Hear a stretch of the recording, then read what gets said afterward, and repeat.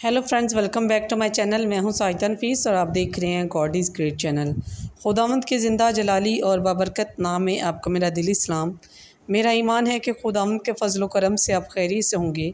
सो आज की वीडियो में हम सीखेंगे कलाम मुक़द्दस के हवाले से गुनाह से कैसे बचा जा सकता है। सो वीडियो के अंत तक ज़रूर देखिएगा और अगर आपको मेरी वीडियो अच्छी लगे तो लाइक और सब्सक्राइब ज़रूर कीजिएगा ताकि आपको मेरी नेक्स्ट आने वाली वीडियो सबसे पहले मिल सके और आप अपने ईमान को खुदावंद पर और ज़्यादा मजबूत और पुख्ता कर सकें।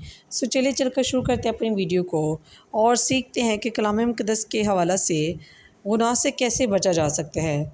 बाप और बेटी और रूह कुद्दस के नाम आमीन। यशूअ बिन सरा की किताब उसका 21 बाब 1 आयत से लेकर 10 आयत तक। बेटा, अगर तूने गुनाह किया तो फिर ना कर, बल्कि पिछले गुनाहों के लिए माफ़ी मांग।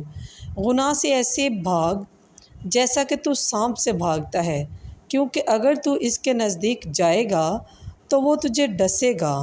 उसके दांत शेर के दांत हैं जो आदमियों की जानों को हलाक करते हैं।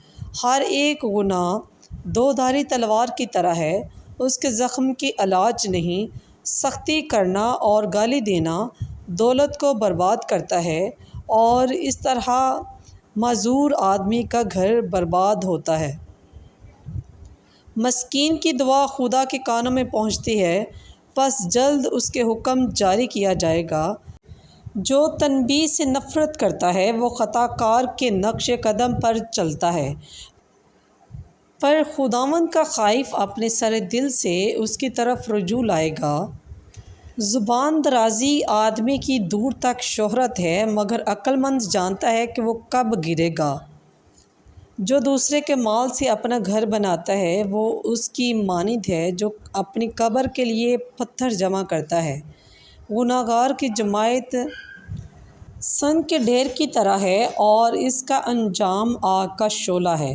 बस पाकलाम के पढ़े और सुने जाने पर खुदावंद की ख़ास बरकत हो, खुदावंद का शुक्र हो। सो मेरे अज़ीज़ों, हमें भी गुनाह से दूर रहना चाहिए और कभी भी गाली गलौच नहीं और सख्ती नहीं करनी चाहिए, क्योंकि खुदावंद को ये चीज़ें पसंद नहीं हैं और हमें खुदावंद के मुताबिक अपनी ज़िंदगी को बसर करने की ज़रूरत है। सो खुदावंद इस कलाम के वसीला से आपको मुझे बहुत सी बरकत से नवाजे। अपना और अपने प्यारों का बहुत सारा ख्याल रखिएगा, दुआओं में याद रखिएगा। खुदा हाफिज़।